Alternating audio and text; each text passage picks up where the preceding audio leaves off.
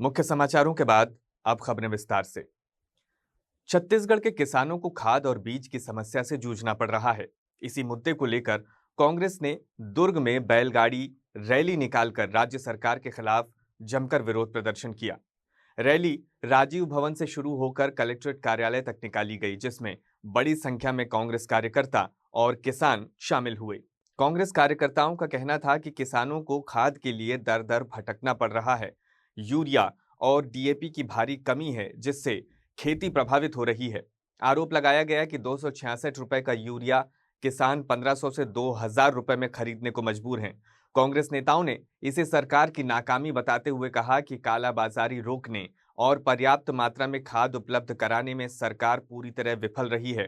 पूर्व महापौर धीरज बाकलीवाल ने कहा कि किसानों के साथ अन्याय हो रहा है, सरकार को तुरंत दखल देना चाहिए, वरना खेती का काम ठप पड़ जाएगा। वहीं कांग्रेस नेत्री प्रेमलता साहू ने कहा कि भाजपा सरकार पूरी तरह संवेदनशील नहीं है। किसानों की पीड़ा समझने के बजाय वो सिर्फ आश्वासन दे रही है। उन्होंने चेतावनी दी कि यदि जल्द ही समस्या का समाधान नहीं किया गया तो कांग्रेस प्रदेश भर में और उग्र आंदोलन करेगी। बैलगाड़ियों के साथ निकली इस रैली ने शहर के लोगों का ध्यान खींचा। कांग्रेस कार्यकर्ताओं ने सरकार विरोधी नारे लगाते हुए कलेक्ट्रेट पहुंचकर ज्ञापन भी सौंपा। फिलहाल किसानों की समस्या को लेकर कांग्रेस ने आंदोलन तेज करने का आश्वासन दिया है।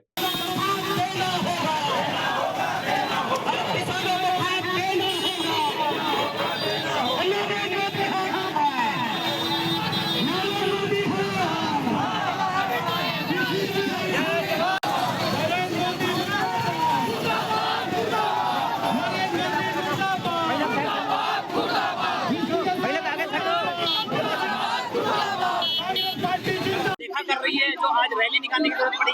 जी, आज हम सब राकेश ठाकुर के नेतृत्व में किसान के सम्मान में आज हम लोग रैली निकाले। आप सब देख रहे होंगे न्यूज़पेपर के माध्यम से, टीवी के माध्यम से कि किसानों को 267 का जो खाद वितरण किया जा रहा है वो 1500 और 2000 में लेने को मजबूर है। आज किसान बहुत परेशान है, अपना खेती किसानी कर नहीं पा रहे हैं ठीक से। रैली निकाली गई है। लगातार किसानों के साथ हो रहे अन्याय को लेकर कांग्रेस जिला अध्यक्ष राकेश ठाकुर जी के नेतृत्व में बैलगाड़ी यात्रा निकाल गई है। माननीय जिलाधीश महोदय को ज्ञापन दिया जाएगा। मात्र 15 दिन शेष है। किसानों को यूरिया उपलब्ध नहीं है, उपलब्ध भी है तो 266 रुपए की यूरिया 1000 रुपए, 1200 रुपए, 1500 रुपए बिचौलियों के माध्यम से दी जा रही है।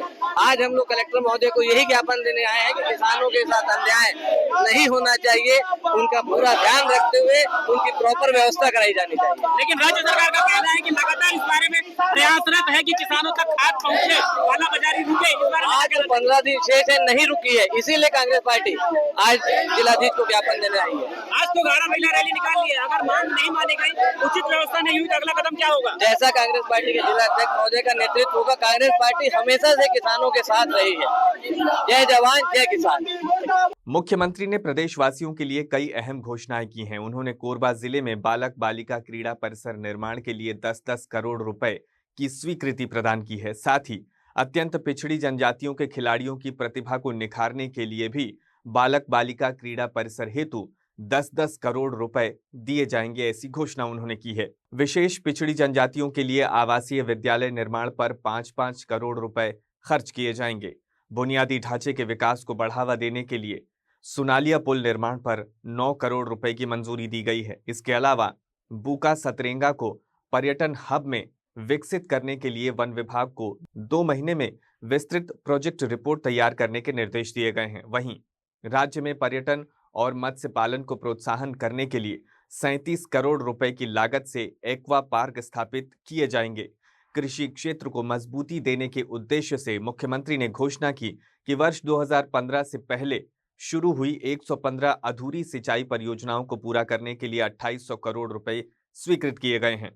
इन परियोजनाओं के पूर्ण होने पर लगभग 76,000 हेक्टेयर भूमि में सिंचाई की सुविधा उपलब्ध होगी। इन सभी योजनाओं से प्रदेश के खेल, शिक्षा, पर्यटन और कृषि क्षेत्र को नई दिशा मिलेगी। देखिए, आदिवासी क्षेत्रों में विकास के लिए किसी भी तरह से संसाधन की कमी नहीं हो, इसके लिए छत्तीसगढ़ के अंदर 3 विकास प्राधिकरण का गठन किया गया है। एक तो जसपुर सरगुजा उत्तर विकास प्राधिकरण, एक बस्तर विकास प्राधिकरण और एक मध्य क्षेत्र आदिवासी विकास प्राधिकरण। और पुनर्गठन के बाद आज ये पहला बैठक यहाँ ऊर्जा नगरी कोरबा में आयोजित हुआ था, जिसमें हमारे प्रदेश के दोनों डिप्टी सीएम साहब श्री अरुण साव जी, श्री विजय शर्मा जी, हमारे सभी मंत्रीगण, सांसद संतोष पांडे जी और प्राधिकरण क्षेत्र के सभी विधायकगण, सभी जिला पंचायत के अध्यक्षगण और उनके जो सदस्य होते हैं वो, और हमारे प्रदेश के चीफ सेक्रेटरी, प्रमुख सचिव और सभी प्रमुख सचिव और सचिवगण सभी उपस्थित थे। एक तरह से पूरी सरकार यहाँ पर थी और बड़ी सार्थक चर्चा हुई है। हमारे जितने भी मंत्रीगण, विधायकगण हैं और जिला पंचायत के अध्यक्षगण हैं, उन्होंने प्राधिकरण को लेकर बहुत अच्छे सुझाव दिए हैं और उनको नोट भी किए हैं। और विशेषकर ये प्राधिकरण विकास के काम तो होते रहते हैं, कमी की पूर्ति का भी है और आदिवासियों की संस्कृति की संरक्षण का भी ये प्राधिकरण का गठन हुआ है और उस निमित्त बड़ी अच्छा चर्चा हुई है। और आज चूँकि ऊर्जा नगरी में ये बैठक का आयोजन था और श्री लखनलाल जी देवांगन जो हमारे प्रदेश के उद्योग वाणिज्य मंत्री भी हैं, श्रम मंत्री भी हैं, उनकी मांग थी कि यहाँ पर बालक क्रीड़ा परिसर और बालिका क्रीड़ा परिसर उसका निर्माण हो, तो दोनों के लिए 10-10 करोड़ रुपए की घोषणा किए हैं। उसी तरह से पीवीटीजी जो प्रधानमंत्री के दत्तक पुत्र कहे जाते हैं, उनके लिए आवासीय विद्यालय की यहाँ पर स्थापना हो, उसके लिए 5 करोड़ की घोषणा किए हैं। सोनालिया चौराहा के पास एक पुल की आवश्यकता है, उसके लिए 9 करोड़ रुपए की घोषणा किए हैं।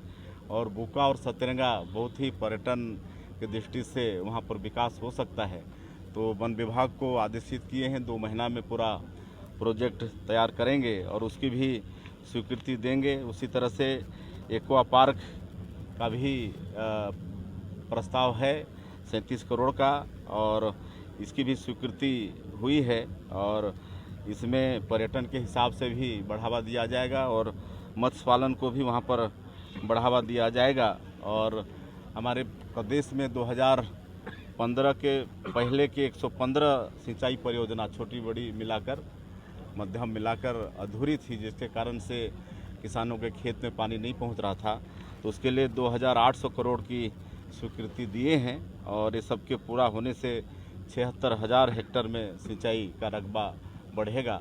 तो इस तरह से आज का ये मध्य क्षेत्र आदिवासी विकास प्राधिकरण का बैठक बहुत ही अच्छे से संपन्न हुआ है।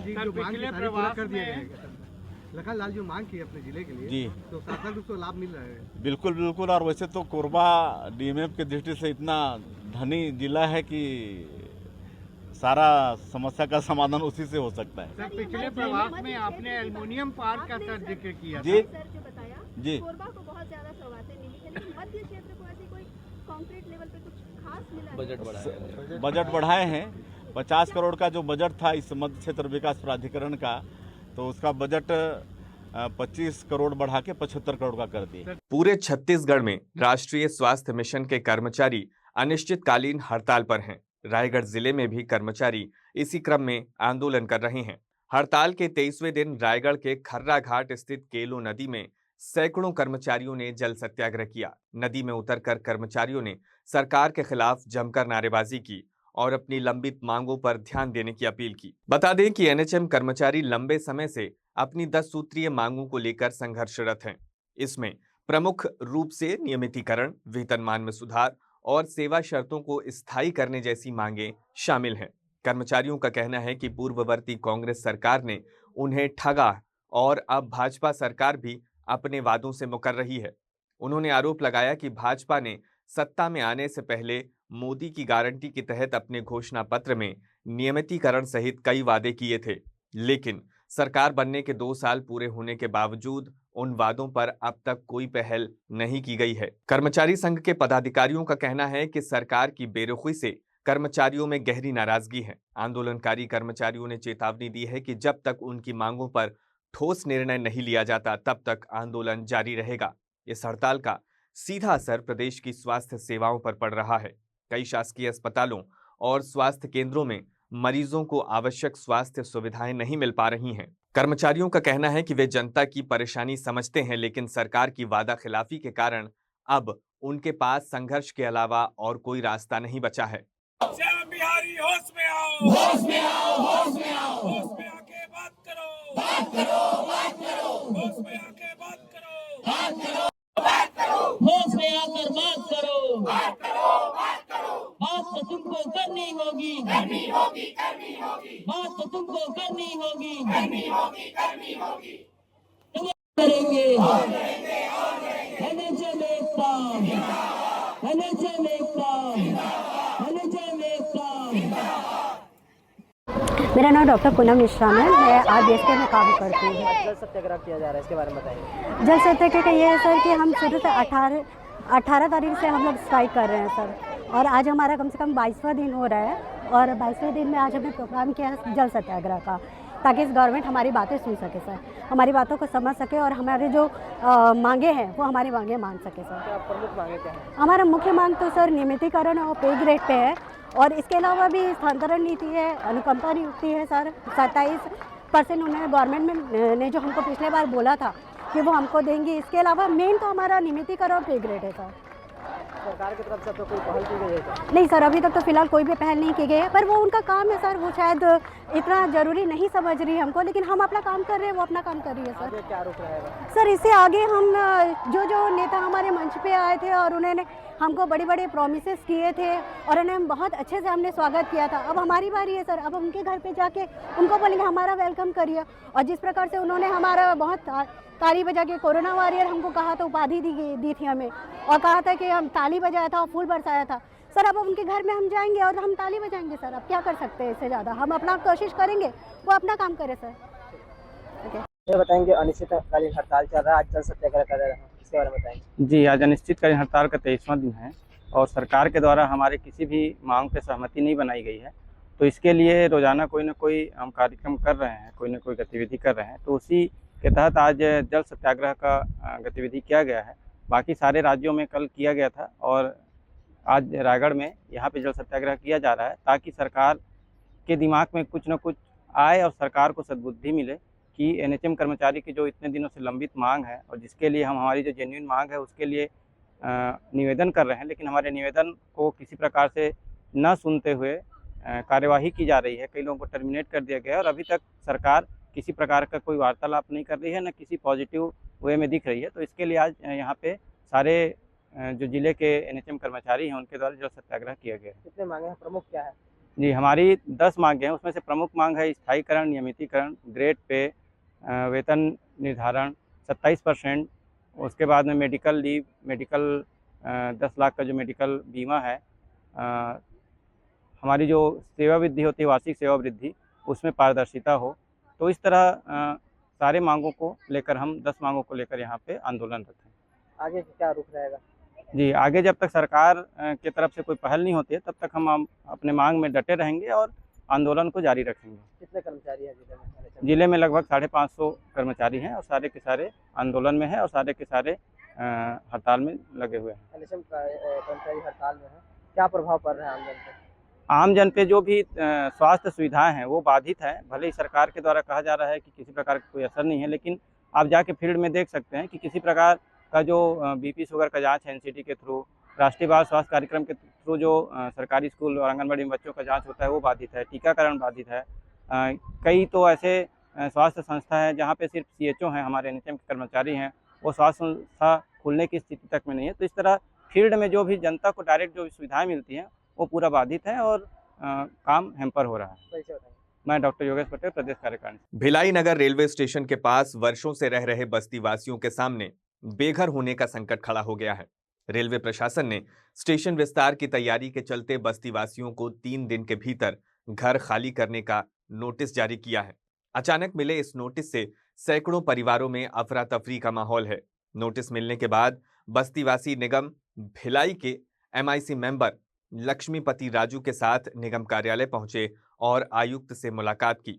बस्तीवासियों ने अपनी समस्या रखते हुए कहा कि बरसात के मौसम में अचानक घर खाली करने को कहना बेहद अमानवीय है। उन्होंने मांग की कि उन्हें थोड़ा समय दिया जाए और साथ ही प्रधानमंत्री आवास योजना के तहत बने खाली मकानों में उन्हें बसाया जाए। MIC मेंबर लक्ष्मीपति राजू ने भी बस्तीवासियों का पक्ष रखा। उन्होंने कहा कि सैकड़ों परिवारों को बिना वैकल्पिक व्यवस्था किए बेघर करना उचित नहीं है। इस पर नगर निगम आयुक्त राजीव पांडे ने आश्वासन दिया है कि वे कलेक्टर से मिलकर इस मामले में जल्द समाधान निकालेंगे। मेरा नाम पद्मा तांडी। कैसा नोटिस मिला है, क्या करना है? मेरे को 3 दिन में घर खाली करने के बोले हैं और मेरे छोटे छोटे बच्चे हैं और यहाँ पे पढ़ाई भी कर रहे हैं उन लोग। मैं कहाँ जाऊँ 3 दिन में? प्रधानमंत्री आवास योजना के लिए नाम वगैरह लिखवाए थे, लिस्ट दिए थे? कुछ आगे काम प्रक्रिया की है? नहीं किए हैं। सर्वे हुआ था? हाँ, अभी हुआ था बीच बीच में। पूर्णिमा डोंगरे। पूर्णिमा, 3 दिन में घर खाली करने का नोटिस मिला है, कैसे खाली करोगे, कहाँ जाओगे, क्या कैसे करोगे? क्या कर सकते हैं सर, हम लोग कहाँ जाएंगे, किधर रहेंगे, हमारे बाल बच्चे हम लोग कहाँ लेके जाएंगे सर? बारिश में ऐसे ही मिट्टी का घर है सर, वो टूट जाएगा और हमारा कैसे करेंगे हम लोग आगे? कितने साल से वहाँ रह रहे हो? सर 50 साल के करीब हो गया मुझे, तब से मैं रह रही हूँ। अब इतने साल से रही हूँ और आज अचानक 3 दिन के लिए नोटिस आता है तो हम लोग कैसे करेंगे? बाल बच्चे सब पढ़ने लिखने वाले हैं सर। तो क्या नाम है, क्या किस तरह का नोटिस मिला? नमस्कार सर, मैं विजय साहू भिलाई नगर रेलवे झुग्गी बस्ती में रहता हूं और हम लोग सर वहां करीबन 50 साल हो गए हम लोग रहते हुए जीवन यापन करते हैं। तो अचानक से रेलवे वाले आए और बोले मतलब नोटिस दे के गए घर में। तो घर वाली बोली कि नोटिस दिए हैं रेलवे वाले, 3 दिन में मकान खाली करना है। तो हम लोग का तो कुछ समझ में आया नहीं सर, अचानक क्या करें, अब इतने साल से रहते हैं, छोटे छोटे बच्चे हैं, पढ़ाई करते हैं। फिर हमारे जो श्रीमान जी जो पार्षद जी हैं लक्ष्मीपति राजू जी, उनके पास मैंने गया तो बताया अपना दुखड़ा कि सर ऐसी ऐसी बात है। तो उनने फिर वो बोले, कल ही गया था मैं, तो बोले कि ठीक है आयुक्त में जाएंगे और जो प्रधानमंत्री आवास योजना का जो है कुछ बातें करेंगे। मैं बोला सर हमारे पास पट्टा दिया गया है, तो पट्टा में तो लिखा हुआ है कि आपको बसती जो किया जाएगा उसके बाद मकान दिया जाएगा। तो पट्टा मैंने दिखाया, ये रहा पट्टा सर और ये रहा नोटिस। तो सर ने हमको आश्वासन दिए कि कल आयुक्त में जाएंगे और आयुक्त के सामने ये बात रखेंगे करके बोले। तो हम लोग, बारिश अभी हो रहा है सर, बारिश से भीगते हुए हम लोग जितने लोग को नोटिस मिला है सब लोग यहाँ उपस्थित आए हैं सर। अभी कैसे करोगे? नोटिस आ गई, 3 दिन में घर खाली करना है, ये तो प्रक्रिया वाली बात है कि पीएम आवास जब मिलेगा तब मिलेगा। अभी कैसे करोगे? अब सर हम तो सरकार से ही दरखास्त कर सकते हैं कि हमको कहीं ना कहीं बसने का वो मतलब व्यवस्था कर दे, मौका दे दे, अन्यथा हम कहाँ जाएंगे सर? और तो कोई रास्ता हमारा है ही नहीं है और सरकार से हमारा यही विनती है और हम तो अभी कुछ नहीं बोल सकते हैं सर।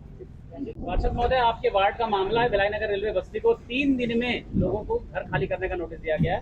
क्या कुछ मैटर है, किस तरह की प्रक्रिया आगे, किस तरह की? बिल्कुल इसको नोटिस दिया गया है। परसों शनिवार के दिन इनको नोटिस मिला था रेलवे द्वारा। इन्होंने परसों ही मेरे पास आया, चूंकि निगम बंद था, कल मेरे पास आया तो निगम बंद था। तो मैंने आयुक्त राजीव पांडे जी से फोन पर चर्चा किया, उनसे सार्थक चर्चा हुई। कमिश्नर साहब को मैंने जब जानकारी दिया तो उन्होंने बोला कि अभी अपने पास मकान है, लाइए। मैं उनको मतलब उनसे चर्चा करने के बाद उनको जहाँ भी मतलब प्रधानमंत्री आवास की योजना के जहाँ भी रिक्त मकान रहेंगे वहाँ वो अपन शिफ्ट करने की कोशिश करेंगे। तो मैंने इसी कारण आज सबको लेके आयुक्त महोदय के पास आया, लेकिन आयुक्त महोदय किसी कारणवश अभी अपने कार्यालय में उपस्थित नहीं होने के कारण अभी हम यहाँ इनके साथ खड़े हैं। चूँकि मेरा एक निवेदन था रेलवे से, प्रशासन से, ये लगभग आज से 50-60 वर्षों से रह रहे हैं। आप देखिए, एक इनको तत्कालीन मुख्यमंत्री दिग्विजय सिंह थे जब मध्य प्रदेश सरकार थी, इनको राजीव गांधी आश्रय योजना के तहत इनको पट्टा दिया गया था उस समय। तब कहा गया था कि जब भी ये मकान यहाँ के जगह खाली कराया जाएगा शासन प्रशासन द्वारा, तब आपके लिए हम एक व्यवस्थापन करेंगे, उसके बाद खाली कराएंगे। लेकिन मैं नहीं समझता कि ये जायज है। शनिवार को दे रहे हैं, कई वर्षों से बचे हैं, 3 दिन में कहाँ से खाली कर जाएंगे? मतलब एकदम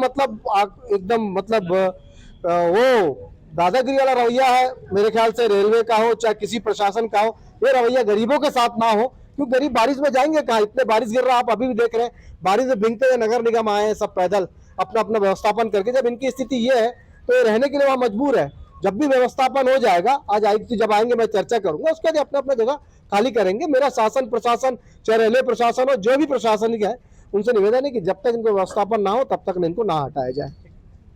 बिलासपुर जिले के सिविल लाइन थाना क्षेत्र के एक आंगनबाड़ी केंद्र में टीकाकरण के बाद मासूम बच्ची की मौत हो जाने से हड़कंप मच गया। गुस्साए परिजनों और ग्रामीणों ने आंगनबाड़ी केंद्र का घेराव कर हंगामा किया और दोषियों पर कार्रवाई की मांग की। मृतक बच्ची के परिजनों का आरोप है कि आंगनबाड़ी केंद्र में मितानिन ने लापरवाही पूर्वक बच्ची के हाथ और पैर में 4-4 टीके लगा दिए। इसके बाद परिजन बच्ची को घर ले गए, लेकिन थोड़ी ही देर में बच्ची की तबीयत अचानक बिगड़ गई। आनन फानन में परिजन उसे लेकर दौड़े, लेकिन बुधवार को मासूम की मौत हो गई। मौके पर मौजूद लोगों ने आरोप लगाया कि गलत इंजेक्शन और टीकाकरण के दौरान की गई लापरवाही ने मासूम की जान ले ली। क्या हुआ था बताएंगे, कैसे मौत हो गई बच्चे की? बच्चे की मौत टीका लगने से हुई है, ऐसा हम लोगों का मानना है। कब एडमिट हुआ था, क्यों बच्चे को यहाँ पे लाया गया? बच्चे को टीका कल लगा है, कल 12:30 ही बज रहा था, उसी टाइम लगा है बच्चे को टीका। और 4 टीका लगा है बच्चे को, दोनों हाथ में, दोनों पैर में। कौन लगाया है? विभा बंजारे करके वो मैडम है, वही लगाई है। तो आप लोग क्या चाहते हैं? हम लोग इंसाफ चाहते हैं कि हमारी बच्ची किस कारण से ऐसी हुई है। किसी स्वास्थ्य अधिकारी से बातचीत हुई कुछ? नहीं हुआ है। आपका नाम? मेरा नाम पुनीता मरावी है, मैं इस बच्ची की बुआ हूँ। आज के अंक में बस इतना ही। छत्तीसगढ़ की खबरों से अपडेट रहने के लिए देखते रहिए हॉर्नबिल टीवी।